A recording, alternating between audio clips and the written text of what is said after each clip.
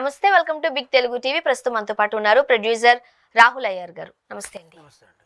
రాహుల్ గారు, ప్రస్తుతం అల్లు అర్జున్ గారికి సంబంధించి దేశవ్యాప్తంగా ఒక క్యూరియాసిటీ, అంటే ఒక రకంగా చెప్పాలంటే ఒక బాధాకరమైన అంశం అని కూడా అనుకోవచ్చు, రైట్? ఆర్టీసీ క్రాస్ రోడ్స్ దగ్గర సంధ్యా థియేటర్లో అనుకోకుండా జరిగిన ఒక సంఘటనలో ఒక మహిళ ప్రాణాలు కోల్పోవడం, దానికి సంబంధించి ఇప్పుడు కస్టడీలోకి వెళ్ళారు అల్లు అర్జున్ గారు.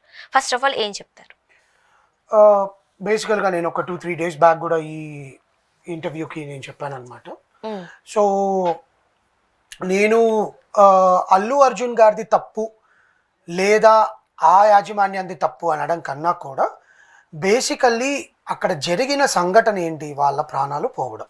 ఓకే, సో వాళ్ళ ప్రాణాలు పోయాయి అనడానికి ఆ వేదిక అంటే సంధ్యా థియేటర్ అనేది ఒక రీజన్ అయ్యింది. ఓకే, సెకండ్ థింగ్, ఆ సంధ్యా థియేటర్కి వాళ్ళకి ఎందుకు వచ్చారు? సినిమా పుష్ప కోసం వచ్చారు.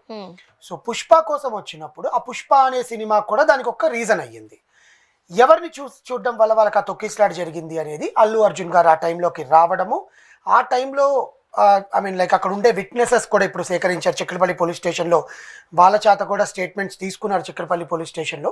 వాళ్ళు చెప్పేది ఏంది, అక్కడ పోలీస్ బందోబస్తు చాలా ఉంది, ఈవెన్ దో పోలీస్ పర్మిషన్ లేదు అని చెప్తున్నారు. బట్ పోలీస్ పర్మిషన్ తీసుకోకుండా అల్లు అర్జున్ వెళ్ళాడా అనేది ఒక క్వశ్చన్ మార్క్ అయిపోయింది. బట్ వీళ్ళు చెప్పే ప్రకారం ఏంటి, we have informed to police అంటున్నారు. పోలీస్కి ఇన్ఫార్మ్ చేయకుండానే పోలీసులు వచ్చి బందోబస్తు చేయడం గ్రేట్, ఫైన్.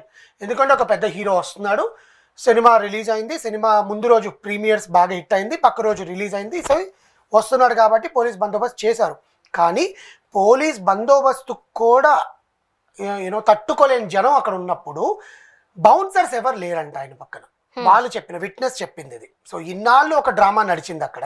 ఇన్నాళ్ళు ఏం చెప్పారు, ఒక బౌన్సర్ తోసేశారు, బౌన్సర్ తోయడం వల్ల ఒకరి మీద ఒకరు పడి ఆమెకి బ్రీతింగ్ ప్రాబ్లం అయిపోయి తొక్కిసలాటలో స్టాంపేడ్ జరిగింది, అందుకని చెప్పి ఆమె చనిపోయింది, హార్ట్ అటాక్ అని చెప్పారు. ఆమె తొక్కిసలాటలో కూడా కాస్త మాట్లాడిన సందర్భం చూసాం కదా, అన్న తొక్కకండి అన్న వీడియో కూడా చూసారు కదా, నిజమే కదా అది? That is what. సి, ఆమె చనిపోవడానికి రీజన్ ఆ వేదిక, అక్కడ జరిగిన ఆ తొక్కిసలాట, తోపులాట ఏవైనా మాట్లాడుకోవచ్చు, బట్ ప్రాణాన్ని మనం తీసుకురాలేం కాబట్టి I'm not talking about that level. I'm talking about how వాళ్ళు ఎంత ఇన్వాల్వ్ అయ్యారు ఇక్కడ.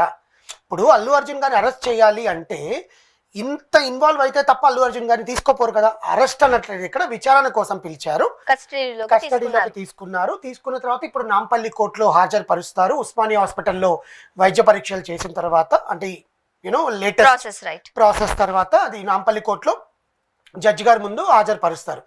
జడ్జి గారు 14 days రిమాండ్ ఇస్తారా, లేకపోతే కోర్టు నుంచి స్టేషన్ బెయిల్ ఇచ్చి విచారణ జరపండి, టేక్ ద ఇన్వెస్టిగేషన్ అంటారు. ఎందుకంటే అక్కడ పోయింది ప్రాణం.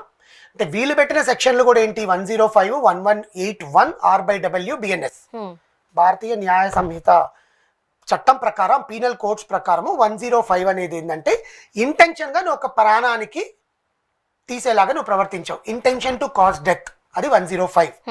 అంటే అల్లు అర్జున్ గారు ఇంటెన్షనల్ గా ఆమెను చంపేశారు అని వీళ్ళు రాస్తారు. అది ఎట్లా రాస్తారు? See, I'm talking about the simple penal code what they raised. ఇప్పుడు మన టీవీలో చూస్తున్నాం అదే 105, 1181 R/W read are right BNS అని రాశారు. 105 మనం గూగుల్లో కొడితే ఎవరికైనా తెలుస్తుంది అండి, కొట్టి చూడండి. It's a intention to cause death. What is is intention to cause death for a women? That is first question. అదే అక్కడే తప్పు, వాళ్ళు పెట్టిన సెక్షనే తప్పు. అంటే నేను పోలీసులు నిందించట్లేదు, ద వే అంటే వాళ్ళ స్టేట్మెంట్లు ఏం రాశారు, అంటే ఎవరిని లోపలికి అలౌ చేయట్లేదు, వాళ్ళు ఏ రకంగా అది FIR ఫైల్ చేశారు అనేది మనకి ఇంకా ప్రెస్కి రిలీజ్ చేయలేదు వాళ్ళు. They release that Allu Arjun గారు ఇంటికి వెళ్ళారు. ఇంటికి వెళ్ళడం కూడా ఎక్కడి దాకా వెళ్ళారు అనేది అల్లు అర్జున్ గారి మాటలో చెప్తున్నా. అంటే మీరు వచ్చారు బాస్, ఓకే, డోర్ దగ్గరికి రండి, హాల్లో కూర్చోండి, నేను వస్తాను అంటే డైరెక్ట్గా బెడ్రూమ్ డోర్కి వెళ్ళి బెడ్రూమ్ డోర్ కొట్టారంట, రండి బయటికి అని. He was in some inner and all. He doesn't wear his pants and shirt. He is asking time to wear. Wife ఉన్నారు అక్కడ, స్నేహారెడ్డి గారు, అల్లు అరవింద్ గారు ఉన్నారు. అక్కడికే వచ్చేసి మీరు నా బట్టలు కూడా వేసుకొని ఇచ్చే టైం ఇవ్వరా అండి, నేను మీకు సహకరిస్తాను, రమ్మన్నారు కదా వస్తాను, ఇట్స్ ఓకే ఫైన్ అని చెప్పి ఎక్కంగానే అల్లు అరవింద్ గారు కూడా కారు ఎక్కడానికి ట్రై చేస్తే, నాన్న నేను చూసుకుంటానండి, మంచి అయినా చెడైనా మీరు మాత్రం కారు దిగండి, మీరు రావద్దు అన్నారనమాట. సి, అంత respects towards the values, family, ఇంత గీతా ఆర్ట్స్ అయినా, అల్లు అరవింద్ గారైనా, అల్లు అర్జున్ గారైనా, ఇన్ని సంవత్సరాలలో ఆయన ఎన్ని సినిమాలు తీసినా కూడా ఈరోజు ఆ సంఘటన అక్కడ వాళ్ళిద్దరి ప్రాణం పోవాలని దేవుడు రాసి పెట్టాడు. దానికి వేదికగా పుష్ప 2 అయ్యింది. సంధ్యా థియేటర్ అయింది, పరోక్షంగా అల్లు అర్జున్ ఫ్యామిలీ కూడా అయ్యింది. ఇక్కడ మనం పోలీసులు పెట్టిన సెక్షన్స్ మాట్లాడుకుంటే both are non available sections. 105 is a non available section and 118/1 కూడా ఏంటంటే నువ్వు ఏదైనా వెపన్ యూస్ చేయడమో మనుషుల్ని యూస్ చేయడమో అనేది 118 అనమాట. సో అంటే ఆయన మనుషుల్ని యూస్ చేయడం అంటే ఆయన వెళ్ళి బౌన్సర్లకు చెప్పి నేను వస్తున్నాను, అక్కడ పలానా రేవతి గారు ఉన్నారు, వాళ్ళ బాబు ఉన్నాడు, మీరు తోసేయండి, దాంట్లో ఎవరు చనిపోయినా మనకు ప్రాబ్లం లేదు. I'm not talking about Revathi గారు, ఎవరు చనిపోయినా మనకు ప్రాబ్లం లేదని చెప్పారనే కదా అర్థం. అట్లా ఏ మనిషి ఆలోచిస్తాడు?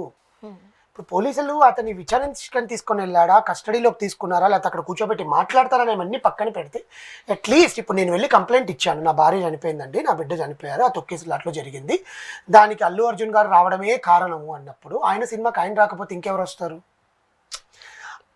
You are in a depression.